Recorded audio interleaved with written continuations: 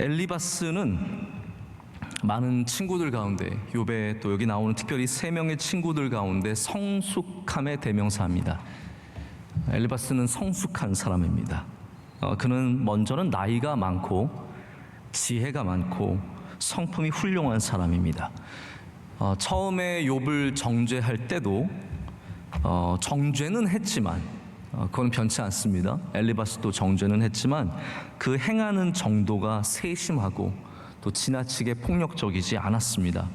그런데 오늘 이 15장 전체를 읽어보면 여러분께서 아시겠지만 엘리바스가 작정하고 욥에게 굉장한 저주를 퍼붓습니다. 너는 하나님을 경외하지 않는다는 겁니다.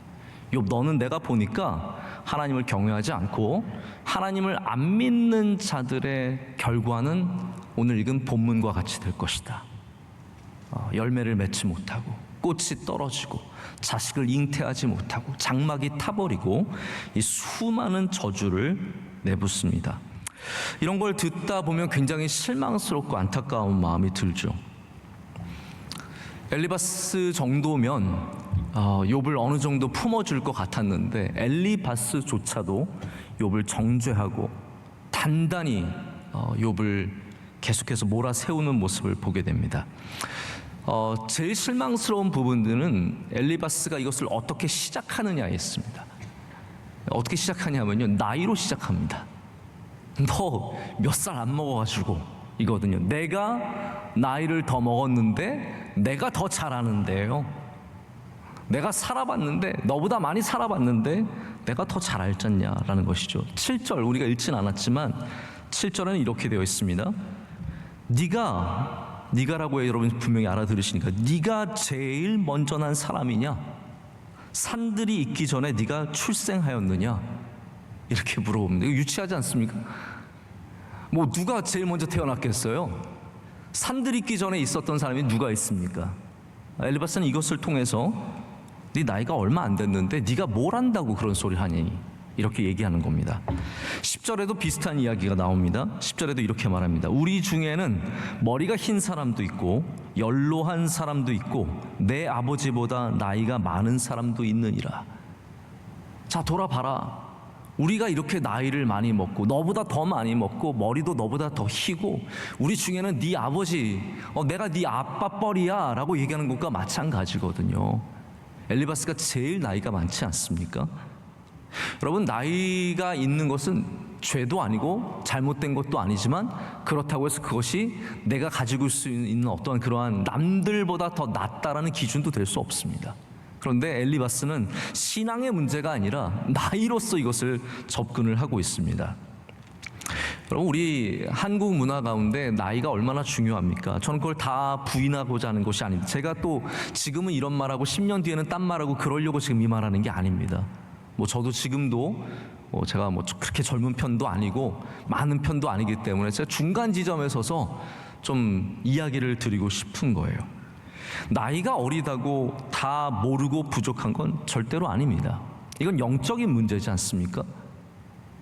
영적인 문제가 나이가 많다고 다 아는 것도 아니고 나이가 적다고 다 모르는 것도 아닙니다. 또 반대로 말하자면 나이가 많으신 분이 영적인 것으로 굉장히 클 수 있고요, 나이가 적어도 영적으로 굉장히 성숙해 있을 수 있습니다. 여러분, 만약에 나이가 절대적인 것이라면 어떻게 저같이 부족한 나이로서 서 있는 저의 설교를 듣고 견디실 수 있으십니까? 아마 교인들 중에 좀 불편하신 분들 계실 거예요. 내가 제 아빠 뻘인데 제 설교를 듣고 있자니, 내가 쟤보다 머리가 훨씬 더 흰데. 여러분, 저는 머리가 까말 뿐이지 제 주변에 제 나이에 흰머리 많은 사람도 많아요. 저희 교육부에서 봉사하시는 수많은 부장 집사님들, 부감 집사님들, 또 권사님들, 이런 분들이 우리 교육 전도사님들 27살, 8살, 많아봤자 31살, 2살 되는 그 전도사님들의 설교의 은혜를 정말로 많이 받습니다. 왜 그렇습니까? 하나님의 말씀은, 하나님에 대해서 아는 것은 때로는 나이와 전혀 상관없기 때문입니다. 우리가 얼마만큼 은혜를 누리느냐에 대한 부분이지 그냥 나이로서 해결되는 문제는 아닙니다. 물론 나이를 통해서 성숙해지는 부분들이 있습니다. 그래서 성숙함이 우리에게 주는 이익이 굉장히 큽니다. 여러분, 성숙해지는 저와 여러분이 되기를 간절히 소망합니다. 성숙한 사람들은 조급하지 않고 함부로 말하지 않고 배려할 줄 알고 인내할 줄 압니다. 성숙함이 이루는 일들은 정말로 아름답습니다. 성숙한 사람이 지나간 자리는 거기서도 향기가 납니다. 그래서 우리는 말씀을 통해 항상, 제가 설교할 때도 성숙함에 대해서, 성숙한 인격과 믿음에 대해서 얼마나 많이 강조하는지 모릅니다. 하지만 우리가 아무리 성숙해도, 이렇게 성숙의 대명사라고 할 수 있는 엘리바스라고 할지라도 오해하고 편견을 가지면 그 성숙함의 아름다움을 다 잃어버립니다. 편견에 휩싸인 능력 있는, 경력이 많은 사람들이 얼마나 많습니까? 편견을 갖고 있는 지혜로운 사람들이 얼마나 많습니까? 엘리바스는 다시 말씀드리지만 가장 연장자예요. 그런데 이제 두 번째 라운드가 시작이 되는 겁니다. 땡 하고 라운드 2가 시작이 된 겁니다. 그때 엘리바스가 가장 먼저 나와서 어마어마한 펀치를 욥에게 지금 던지고 있는 겁니다. 욥이 지금 안 그래도 1라운드 때 많이 맞았어요. 많이 맞았다 아이가. 많이 맞았어요. 욥도 저항을 하느라고 같이 열심히 했지만 욥이 1대3으로 싸우고 있는 겁니다. 욥이 아무리 잘 싸워도 1대3으로 몰리다 보면요, 억울한 거예요. 여러분, 집에서 아이들이 싸우는데요, 큰애와 작은애가 싸울 때 여러분들은 누구 편을 들어주십니까? 공정하게 하십니까? 여러분, 집안에 공정이라는 게 어디 있어요?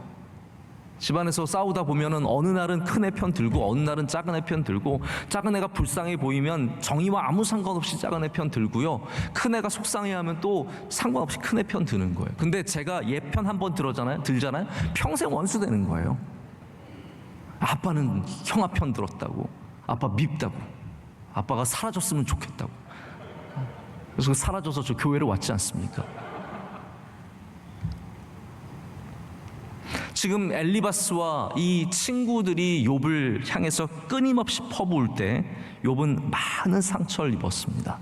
근데 2라운드가 시작되자마자 그래도 1라운드 때 조금 불쌍해서 소프트 펀치를 날리던 엘리바스가 제대로 펀치를 지금 욥에게 던지고 있는 거죠. 강한 어조로 꾸짖고, 보십시오, 꾸짖기만 해도 속상할 때가 많죠. 억울한데 꾸짖으면 되게 속상합니다. 왜 이렇게 일을 하냐고, 왜 이따위로 하냐고 한마디만 하면 마음에 확 거기서 박히는데 거기다 훈계를 합니다. 막 이렇게 하면 안 되고 이렇게 해야 된다고. 그러다가 저주를 퍼붓는 거예요. 넌 그렇게 하다가 망해서 죽을 거다. 너는 그래가지고 앞으로 어떤 일도 감당 못한다 하면서 저주까지 하면 이거 3종 세트로 얻어맞는 거거든요. 지금 욥에게는 3종 세트예요. 여러분, 하려면 하나만 하세요. 꾸짖든지 훈계하든지, 뭐 저주는 좀 좋은 건 아니니까. 그런데 엘리바스가 이 세 가지를 함께 퍼붓고 있습니다. 근데 엘리바스가 화가 난 이유가 있습니다.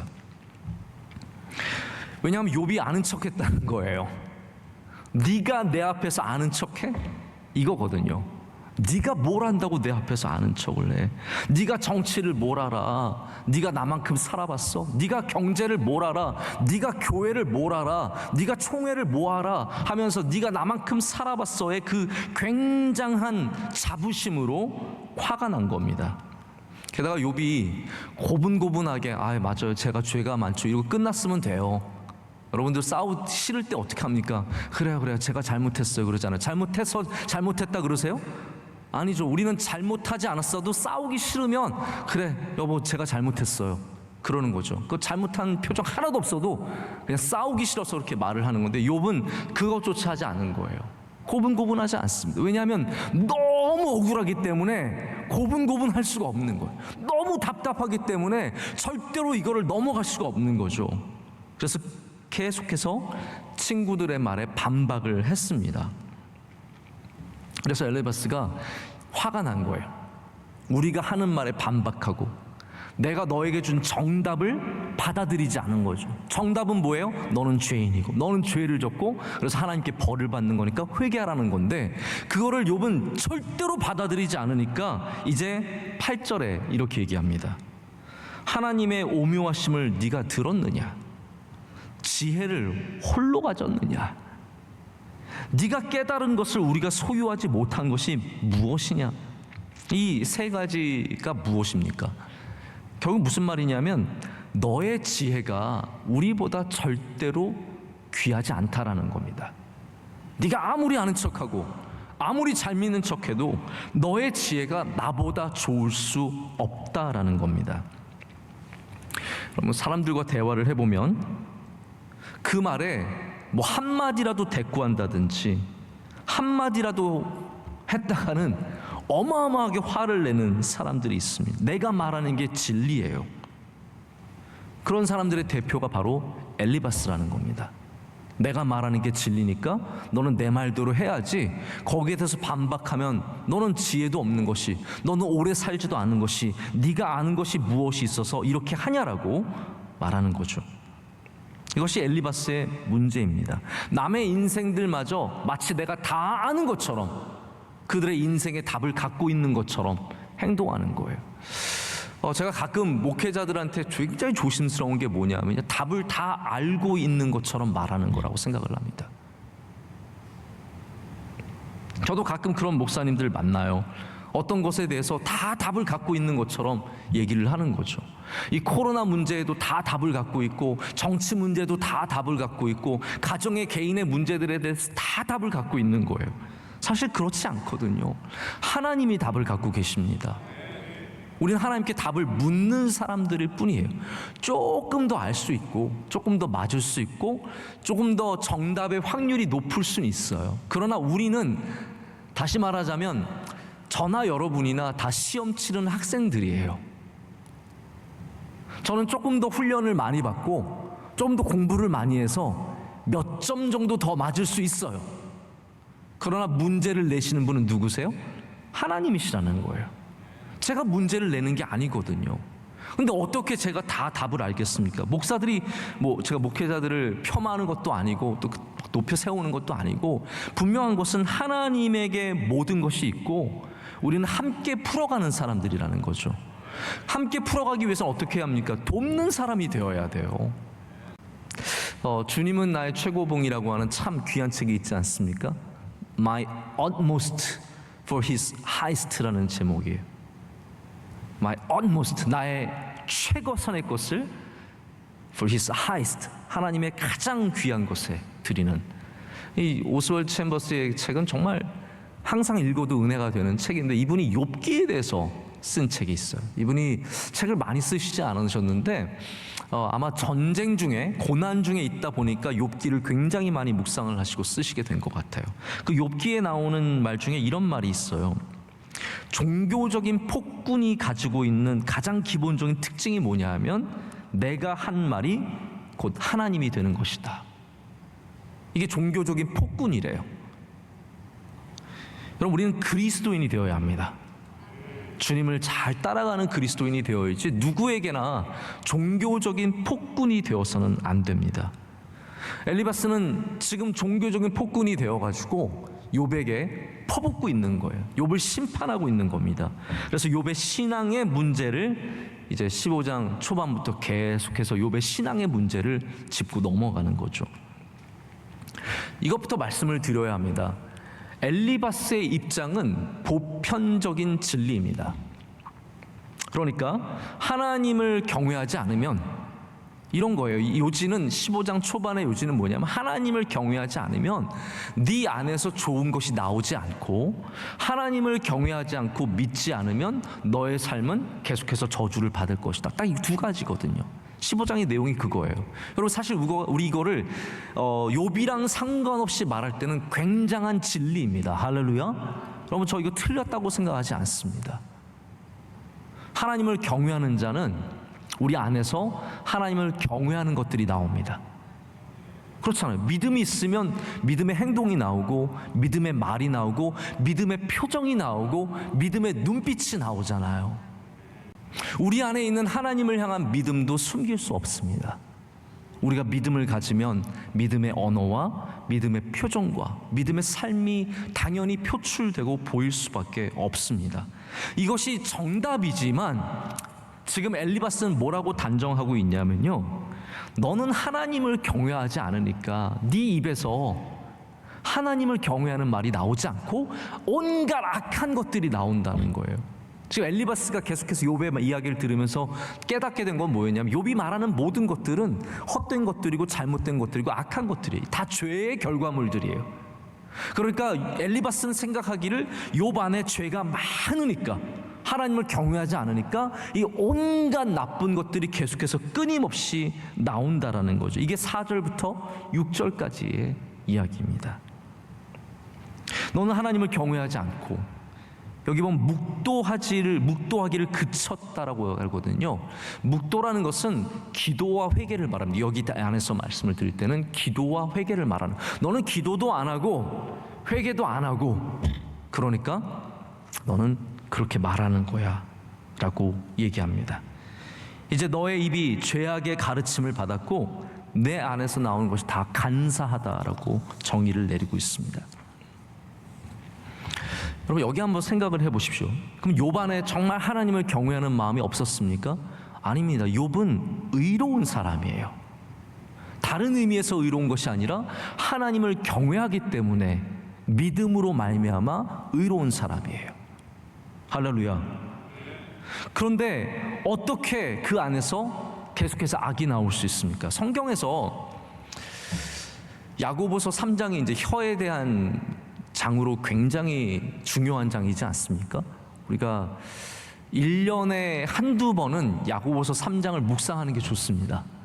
내가 말이 많아질 즈음에, 혹은 말로 실수할 때에 야고보서 3장을 보면서 다시 자신의 입술을 좀 제어하고 성령의 것으로 좀 메어두게 하는 것이 참 필요한 일이라고 생각을 하는데요, 여기 야고보서에서 뭐라고 얘기하냐면, 샘이 한 구멍으로 단물과 쓴물을 함께 내겠느냐. 이것이 성경이 갖고 있는 굉장히 중요한 관점입니다. 한 입에서 찬송과 저주가 함께 나올 수 없다라고 얘기를 하거든요. 다시 말하자면 우리 안에 성령께서 계시면, 우리 안에 하나님께서 거하시면, 우리가 예수 안에 거하고 예수님께서 우리 안에 거하시면 우리는 우리 안에서 선하고 아름다운 것들을 만들어내게 되어 있습니다. 그것을 함께 하지 않는다는 거죠. 그래서 엘리바스도 사실 이 맞는 표현을 하는 겁니다. 네가 말하는 것이 다 악하니까 네 안에는 하나님에 대한 경외가 없다라고 말하는 것이죠. 그러면 여기 궁극적인 질문이 있습니다. 욥은 신앙이 없는 사람입니까? 아니면 엘리바스가 잘못 본 겁니까? 우리는 알죠. 엘리바스가 잘못 본 거예요. 우리는 압니다. 엘리바스가 잘못 본 거예요. 그렇다면 여기 이런 굉장히 중요한 명제가 있는 겁니다. 우리도 잘못 볼 때가 있지 않겠습니까?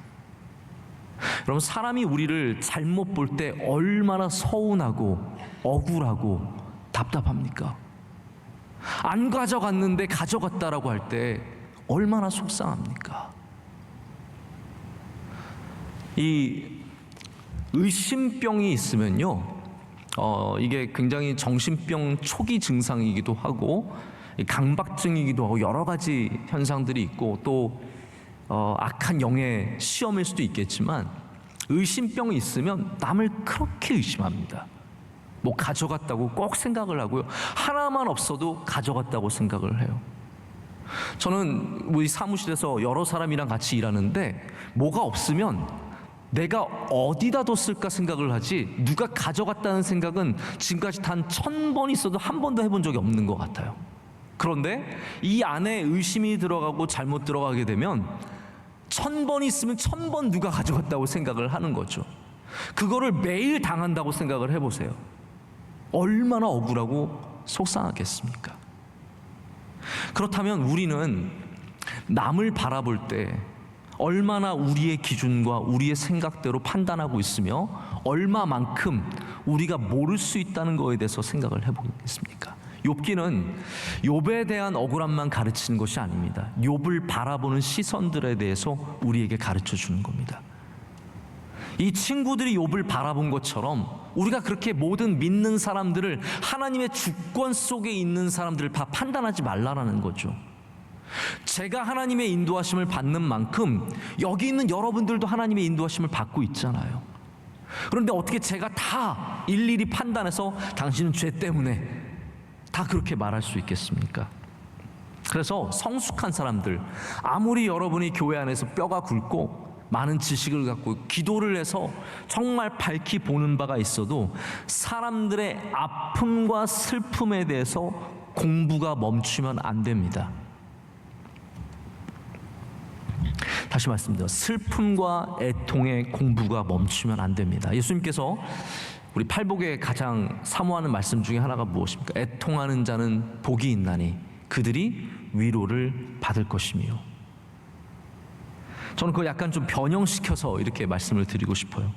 정죄하지 않고 함께 애통하는 자는 복이 있나니 그들이 정죄받지 않는 위로를 받을 것이며. 할렐루야. 제가 오늘도 몇 분 목사님을 만나고 왔는데 이제 그분들 중에 굉장히 정말 많이 어려웠던 목사님 교회, 그 교회에서 일했던 부목사로 있었던 목사님이 계세요. 제가 그래서 참 너무 안 됐던 거예요. 그 교회가 끊임없이 막 사람들이 공격하고 뒤집으려고 그러면서 너무 어려웠던 걸 생각하니까 제가 너무 마음이 아픈 거예요. 왜 이렇게 우리나라 그리스도인들이 다른 교회를 너무 정죄하고 자신이 다 아는 것처럼 사실관계를 다 알고 있는 것처럼 그냥 생각하고 그렇게 공격하는 모습이 너무 안타까운 거죠. 여러분, 우리는 정죄하지 않고 함께 애통할 줄 알아야 합니다. 그래야 하나님께서도 우리를 정죄하지 않고 우리를 위로해 주실 수 있습니다. 문학평론가인데 신영철 씨라는 분이 있습니다. 이분이 책 제목이 슬픔을 공부하는 슬픔이라는 책이 있습니다. 슬픔을 공부하는 슬픔. 이분의 이야기는 그거예요. 우리가 다른 사람들의 슬픔에 대해서 불편해하면 안 된다는 거죠. 우리가 이제 다른 사람들 슬픔을 오래 갖고 있으면 이제 그만 좀 그래. 처음에는 막 위로하다가 이제 그만 좀 그러라고 막 짜증내고 나중에 화내거든요. 그게 지금 욥에게도 마찬가지거든요. 욥의 친구들이 처음에는 슬픔을 공감해주고 아파했지만 막상 욥이랑 이야기를 시작하면서 어떻게 됩니까? 욥을 공격하기 시작하는 거예요. 욥에게 가장 많은 비난을 퍼붓는 사람들이 이 함께 울어주던 사람이에요. 그래서 우리 이 사회에도 보면 처음에는 함께 슬퍼해 주다가 나중에는 화내는 사람들이 된다는 거죠. 우리가 느끼는 느낌만으로는 슬픔을 제대로 우리가 이해해주고 공감해주기 쉽지 않다는 겁니다. 그래서 타인의 이 슬픔을 이해하려고만 하지 말고 공감하려고만 하지 말고 공부를 하라는 거예요. 그래야 우리가 조금 더 그 슬픔에 동참할 수 있는 사람들이 된다고 얘기합니다. 이번에 책에 이런 얘기가 나와요. 철학자인데 이제 루소가 있지 않습니까? 루소는 들어보셨죠? 프랑스 철학자인데 제가 옛날에 공부했던 굉장히 이제 철학의 흐름에 대한 공부가 있었는데 이제 로맨티시즘이 나왔다가 로망주의가 나왔다가 거기서 이제 계몽주의로 들어가는데 계몽주의의 가장 중요한 철학자 중에 하나가 루소예요. 루소가 뭐라고 얘기를 하냐면요, 이 폭군도 극장에서는 타인의 불행을 보면서 눈물을 흘릴 수 있다라고 말합니다. 자, 보십시오. 엘리바스가 굉장히 중요한 부분이에요. 엘리바스가 욥에게 와서 울어줬을 때 엘리바스는 삼자예요. 욥을 보면서 너무 슬퍼 보이는 거예요. 다 이렇구나. 불쌍하구나. 저 어떻게 하냐. 내 친구인데. 아내 빼놓고는 다 살아. 몸도 저 모양이 돼서 얼마나 힘들까. 그런데 막상 욥을 만나서 자기가 야기하는 말에 대해서는 하나도 안 슬픈 겁니다. 자기가 던지는 돌에 대해서는 전혀 슬픔이 없는 그런 사람이 되어버리고 말았다는 겁니다. 이게 C.S. 루이스가 스크루테이프에서 편지에서 쓰는 그 책에서 쓰는 내용과 굉장히 흡사합니다. 마귀가 우리에게 어떤 마음을 주냐 하면요, 저 아프리카에 있는 아이들에 대해서는 굉장한 동정심을 갖고 울게 만들지만 내 옆에서 굶고 있는 아이들에서는 아무 신경도 안 쓰게 만든다는 거예요. 엘리바스는 굉장히 잔인한 사람이 되어버리고 말았습니다. 여러분, 그리스도인들은 잔인해지면 안 됩니다. 할렐루야. 이거 굉장히 중요한 겁니다. 우리 그리스도인들은 던지는 말이나 행하는 행동이나 남을 판단하는 것에 있어서도, 저주하는 것에 있어서도 이렇게 잔인해지면 안 되는 거예요. 그런데 엘리바스는 지금 욥에게 너의 최후는 이럴 것이다 라고 경고하고 있습니다. 이게 얼마나 무서운 말입니까? 제가 일부분만 본문으로 우리가 말씀을 읽었는데 이런 얘기예요. 너같이 교만하면, 하나님을 대적하면 이러한 일들이 너에게 벌어질 것이다 라고 저주를 합니다. 그런 사람들은 다 이런 저주를 받는다 라고 말하는 것이 가지가 푸르지 못하다. 그 외에도 많지만 가지가 푸르지 못하다, 포도 열매가 익기 전에 떨어진다. 우리로 말하자면 뭐예요? 사과가 익기 전에 떨어진다, 감이 익기 전에 떨어진다, 이거예요. 감람꽃이 떨어짐과 같다. 여러분, 감람꽃도 굉장히 작지만 예쁘게 핍니다. 꽃이 떨어지면 어떻게 됩니까? 열매가 안 맺히죠. 감람꽃이 떨어짐과 같다. 자식을 낳지 못한다. 장막이 불탈 것이다. 여기부터 굉장히 사심이 들어가 있는 거예요. 장막이 불탈 것이다. 이거 자기 집 다 타버렸거든요. 끊임없는 재난과 아픔을 당할 것이다 라고 엘리바스는 지금 저주를 퍼붓고 있습니다. 그럼 반대로 말하자면 이런 장막이 불탄 욥은 하나님을 대적한 사람입니까? 정말로 하나님 앞에 죄가 많은 사람입니까? 우리는 죄가 없어서 집이 안 불타고 있습니까? 자식이 죽은 사람은 그런 겁니까? 자식을 낳지 못한 사람은 그런 겁니까? 재난을 당한 사람은 그런 겁니까? 우리 재난이 있을 때마다, 자연재해가 있을 때마다 이 신정론에 대해서 하나님이 얼마만큼 거기에 대한 책임을 갖고 있는가에 대해서 많은 논쟁이 있습니다. 물론 하나님께서 그 가운데 하나님의 크신 뜻 가운데서 심판을 하실 때도 있으시겠죠. 근데 여러분, 그 안에 정말 믿음 좋은 사람들이 함께 죽었다면 어떡하겠습니까? 그냥 9/11이 이제 9월 11일 곧 다가오잖아요. 여러분, 우리는 이제 9월 11일 별 감흥이 없는데 미국에서는 9/11이라고 하는 건 큰 중요한 숫자거든요. 이 9월 11일 테러 사건이라면 그때 사라졌던, 흔적도 없이 사라졌던 수천 명의 사람들, 빌딩이 무너지면서 정말 머리털 하나 찾을 수 없는 그 수많은 사람들 가운데 독실한 크리스천들이 얼마나 많겠습니까? 그러면 그것이 물질주의적인 타락한 미국에 대한 그냥 심판입니까? 거기에 있는 수많은 아픔들은 그냥 부수적 피해, 콜레터럴 데미지겠습니까? 제가 여기 교회사적인 몇 가지 예를 한번 들어드리겠습니다. 제가 이제 조나단 에드워즈를 공부를 참 흥미롭게, 그리고 또 오래 많이 한 편입니다. 근데 에드워즈는 여러분께서 잘 아시겠지만 집안 자체가 굉장히 훌륭한 집안이에요. 그의 사위가 있었는데 에런 버라고 하는 사위가 있었어요. 근데 일찍 죽었어요. 근데 그 사위는 원래 프린스턴 대학교의 총장으로 내정되어 있던 사람이에요. 이 에런 버의 아들이 나중에 미국의 부대통령이 됩니다. 굉장한 사람이 돼요. 그래서 사위가 죽는 바람에 그 장인인 조나단 에드워즈가 프린스턴 대학교의 총장으로 가게 되는 겁니다. 총장으로 갔어요. 근데 가서 스몰팍스가, 제가 정확하게 뭔지 모르겠는데 그 스몰팍스 백신을 맞습니다. 그때 백신이 나온 지 얼마 안 된 때예요. 이게 1758년이에요. 얼마나 옛날 얘기입니까? 백신이 실험 단계에 있었거든요. 백신을 맞았는데 그 백신의 부작용으로 2달 만에, 취임한 지 2달 만에 조나단 에드워즈가 죽습니다. 여러분, 조나단 에드워즈는 우리가 상상할 수 없는 하나님의 아름다움에 사로잡혔던 사람이에요. 제가 조나단 에드워즈를 말하면서 막 지금 가슴이 울컥한 적은 처음인데, 우리가 말할 수 없을 정도로 성령의 충만함으로 수많은 사람들을 그리스도교회로 인도하고 조나단 에드워즈처럼 하나님께 완전히 집중하며 산 사람이 얼마 안 됩니다.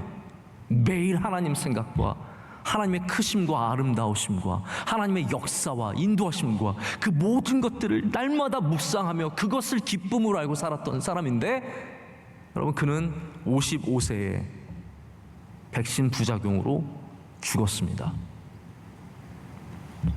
에드워즈가 뭐 죄를 졌을 거야. 그럴 수도 있겠죠.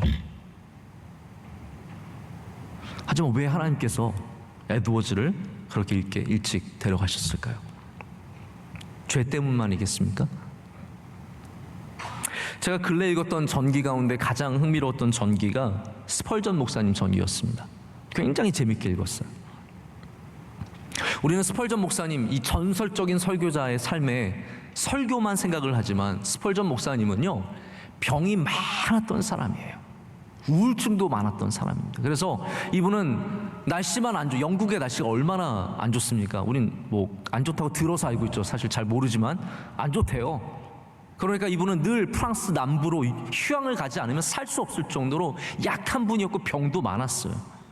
우울증과 어려움과 아내가 함께 아프고 그 고난 가운데 거하는 모습이 그 전기 가운데 얼마나 생생하게 나오는지 모릅니다. 결국은 많은 병에 시달리다가 스펄전 목사님도 많지 않은 나이에 돌아가셨어요. 여러분, 이거 어떻게 설명하겠습니까? 우리가 스펄전 목사님처럼 성경을 정말로 그렇게 제대로 공부하고 읽어본 적 있을까요? 원로 목사님의 은사이시면서 평양신학교를 세우신 마펜 목사님의 아들 사무엘 마펜 목사님이 계십니다. 이분이 이제 설립자 마펜 목사님의 아들이신데 한국에서 이제 신학교에서 교수로도 계셨고 원로 목사님도 가르치셨어요. 그래서 미국에 갔을 때 프리스터 신학교에 계셔서 제가 늘 뵈면서 너무 인자하신 분이세요. 지금도 너무 생생해요. 돌아가신 지 몇 년 됐는데 백수를 누리고 돌아가셨어요. 사모님도 아이린 사모님이라고 두 분이 너무 똑같으세요. 빼빼 마르시고 키가 다 크신 분들인데 정말 아름다운 분들이세요. 그런데 그 두 분은 자녀가 없었어요.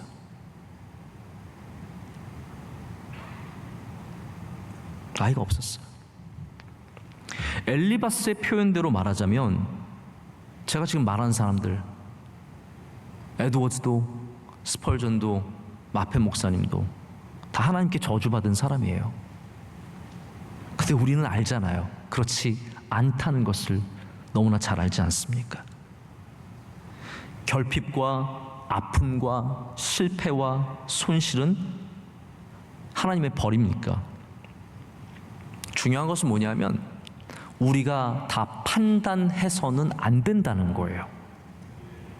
버릴 수도 있고 아닐 수도 있지만. 그래서 판단은 누가 하는 겁니까?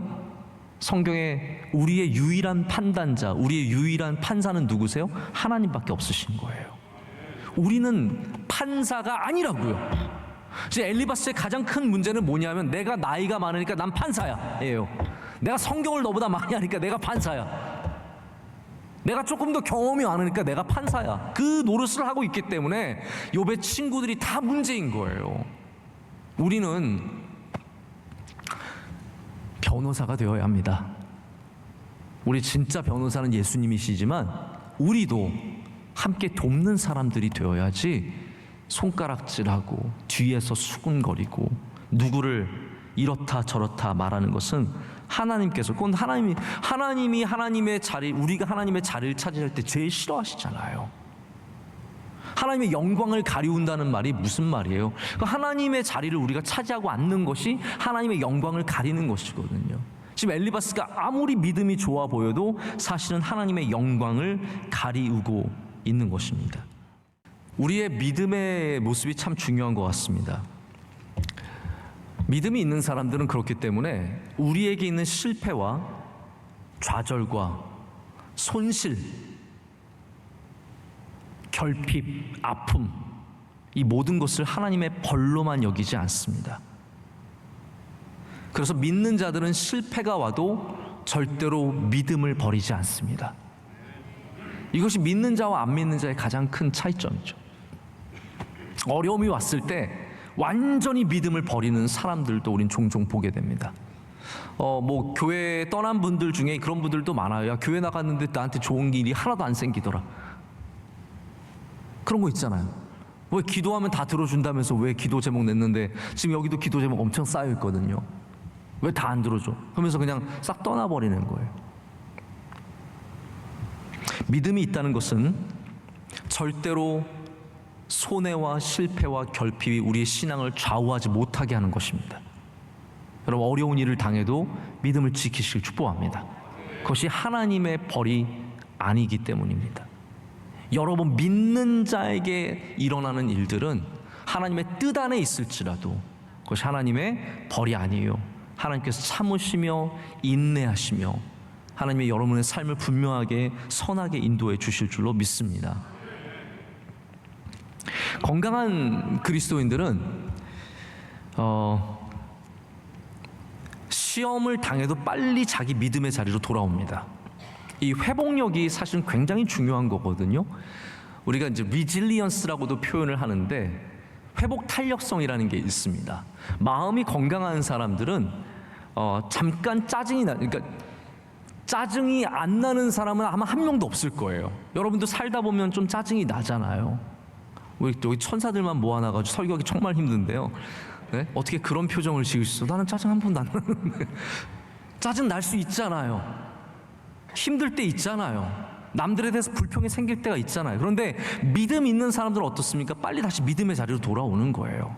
그게 우리를 붙잡지 못하게 하고 우리를 끌고 가지 못하게 하는 거예요. 미움이 나를 끌고 가면 이미 믿음의 자리에서 벗어난 거예요. 빨리 제자리로 돌아와서 다시 하나님 신뢰하며 나가야 되거든요. 불평이 나를 계속해서 끊임없이 끌고 간다. 그거 굉장히 위험한 사인입니다. 다시 우리 영적인 자리로 돌아와야 합니다. 믿음도 마찬가지예요. 여러분, 건강한 믿음을, 건강한 영을 가진 사람들은 때로는 하나님에 대해서 마음이 아플 수도 있고 슬플 수도 있고 괴로울 수도 있고 하나님에 대해서 불평도 할 수 있겠지만 다시 빨리 그 믿음의 자리로 돌아오는 거예요. 그래서 다윗을 보면은 시편 쓰다가 항상 다시 믿음의 자리로 돌아와서 주는 나의 산성이시오 나의 구원자시오 찬양하지 않습니까? 예배의 자리가 바로 그러한 자리인 줄로 믿습니다. 우리가 잠깐씩 섭섭하고 속상한 일이 생기고 막 실패하고 괴로우면 하나님 저는 왜 복을 안 주시고 그러다가도 다시 또 돌아와서 하나님 앞에 예배하고 은혜 받고 다시 힘을 얻는 것, 그게 건강한 그리스도인의 아름다운 모습이라는 겁니다. 제가 이제 마지막 한 곡지만 더 말씀을 드리고 말씀을 맺으려고 합니다. 그래서 우리는 겉으로 보이는 것의 한계를 넘어서야 합니다. 이번에도 우리 9월 특별 새벽 집회를 통해서 영적 회복의 말씀을 통해서 우리 안이 얼마나 중요한지를 우리 말씀을 은혜를 많이 나누지 않았습니까? 겉으로만 사람을 절대로 판단해서는 안 됩니다. 다시 말씀드리자면 육적으로 조금 잘 됐다고 그 사람 다 복을 받은 거 절대로 아닙니다. 반대로 말하자면 육적으로 조금 약할지라도 그 사람이 절대로 저주 속에 있는 것도 아니라는 것이죠. 예수님께서도 분명히 거기에 대해서 선을 그으셨습니까? 태어날 때부터 병든 사람, 태어날 때부터 장애가 있는 사람, 예수님께서는 그것이 그의 죄가 아니라 그의 부모의 죄도 아니고 하나님께서 영광을 받으시기 위함이라고 말씀합니다. 그게 무슨 말입니까? 하나님께서 영광을 받으시겠다는 말은요, 하나님의 뜻 안에 있다는 뜻이에요. 하나님께서 그것을 뜻하신 바 안에 있다라는 말입니다. 그래서 우리는 겉으로 보이는 것의 한계를 반드시 넘어서야 합니다. 제가 책을 산 지는 오래됐는데 잘 읽지 못해서 오디오북으로 요즘 듣고 있는 책이 있는데 타인의 해석이라는 책이 있어요. 이걸 쓴 분이 이제 말콤 글래드웰이라고 하는 유명한 저자죠. 근데 이분의 주장은 때로는 이렇게 좀 서로 부딪힐 때가 있어요. 왜냐하면 이분이 옛날에 쓴 책 중에 블링크라는 책이 있는데 거기에 보면은 사람은 우리 안에 어느 정도의 그 직관력이 있어서 5초면 10초면 사람을 파악을 많이 한다는 거예요. 그래서 딱 만나보면 느낌이 팍 오는 게 있는 거죠. 그래서 뭐 조사 결과를 내자면 한 5분 동안 부부가 얘기하는 것을 딱 보기만 해도 이 사람들이 10년 내에 헤어질 것인가 아닐까를 판단하는 게 거의 70% 80% 맞는 그런 실험 결과도 보여줍니다. 근데 이 타인의 이해는 전혀 반대의 이야기예요. 우리가 겉으로 보는 정보들이 얼마나 왜곡될 수 있는가에 대한 이야기입니다. 여기 표지에 뭐라고 적혀 있냐면, 왜 우리는 모르는 사람을 안다고 착각해서 비극에 빠질까? 예요. 남을 잘 모르는데 우리가 다 안다라고 생각해서 비극에 빠진다라는 겁니다. 여러분, 이거 굉장히 중요한 얘기입니다. 요즘에 뭐 뉴스에 나오는 이런 사람 저런 사람, 여러분 뉴스 보고 내가 그걸 다 안다고 생각하지 마세요. 정말입니다. 제가 당해봤잖아요. 당해보고 나니까 이게 참 굉장히 동전의 양면이 있을 수 있다는 생각을 많이 해보게 됩니다. 그래서 저는 누가 당하고 있으면 그냥 그럴 수 있다라는 생각은 하지만 곧이곧대로 다 제가 안다라고 생각하지는 않습니다. 우리가 모르는 이야기도 굉장히 많다는 거죠. 여기서 이제 어떤 이야기가 나오냐면, 이것도 되게 재밌는 이야기예요. 우리 영화를 보면은 거짓말하는 사람은 어때요? 여러분, 거짓말하는 사람은 어떠한 특징들을 갖고 있냐면, 연기자들이 반드시 이걸 연기합니다. 거짓말할 때는 이 연기가 안 나오면 우린 거짓말이라고 인식을 못하는 거예요. 예를 들어서 눈을 잘 마주치지 못하는 거, 불안해하고 말할 때 자신이 없어요. 저 어제 거기 안 갔었는데요. 이게 딱 거짓말하는 사람의 모습이고 말투예요. 그런데 이 책에서 뭘 얘기하냐면, 이것이 얼마나 우리에게 고정관념화되었냐 하면, 진실을 말할지라도 이러한 표정을 갖고 있으면 다 거짓말이라고 생각한다는 거예요. 여러분의 자녀에게 물어볼 때 여러분 자녀가 엄마 내가 안 깨뜨렸는데 네가 깨뜨렸구나 가 되는 거거든요. 우리가 보기에는 그게 거짓말하는 거에 분명한 사인인 거예요. 한 예로 이제 미국의 한 여자 젊은 처녀가 유럽에 가 있다가 굉장히 심각한 사건에 휘말리게 됩니다. 그래서 이 사람이 경찰과 신문을 하고 또 법정에 나가서 증언을 하는데, 똑같이 일관적으로 하는데 이 사람이 겁이 많아서 그런지 늘 불안해하고 말할 때 떨고 그랬어요. 그랬더니 이거를 경찰도 안 믿었고 판사도 안 믿어서 결국은 이 여자가 실형을 어마어마하게 받았어요. 근데 나중에 다 모든 증거들을 통해서 그 여자가 말한 것이 진실이었다는 것이 밝혀졌어요.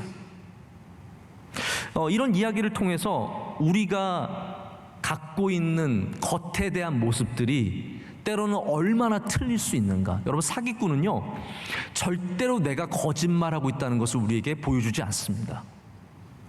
우린 사기꾼한테 다 속을 수 있어요. 금방 속아요. 왜냐하면 거짓말을 하면서 너무 자연스럽게, 표정도 온화하게, 말투도 자신 있게 하거든요. 사람들이 다 신뢰하는 거죠. 우리가 얼마나 많이 사람들의 겉모습과 행동에 속아 넘어가는지를 이 책은 이야기해 줍니다.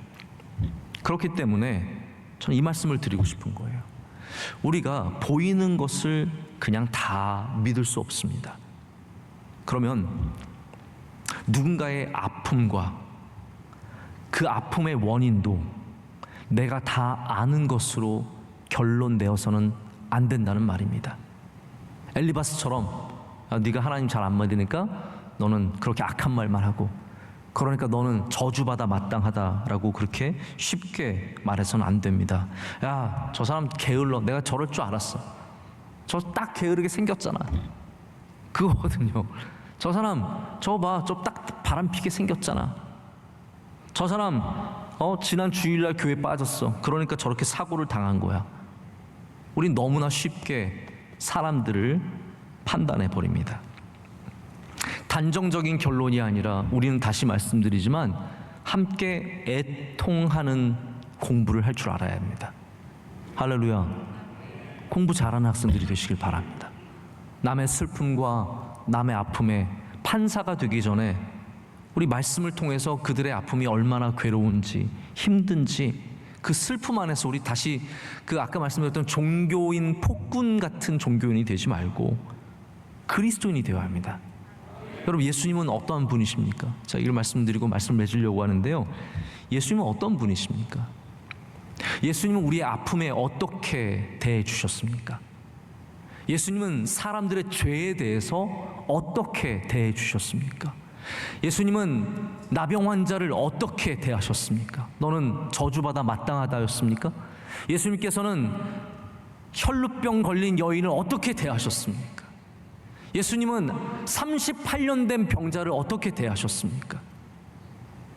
그게 예수님께서 대하신 그러한 모습이라면 우리도 엘리바스가 아니라, 이 잘 믿는 척하는 엘리바스가 아니라 우리도 예수님의 모습을 닮아야 할 줄로 믿습니다. 죄 많은 사람 앞에서, 병들고 실패하고 신음하고 괴로운 사람들 앞에서 우린 더욱더 주님을 공부해서 슬픔을 공부하는 슬픔이 아니라 예수님을 공부하는 슬픔이 될 때 우리를 통해서 많은 사람들이 위로를 얻고 힘을 얻고 다시 주님께로 가까이 나아가게 될 줄로 믿습니다.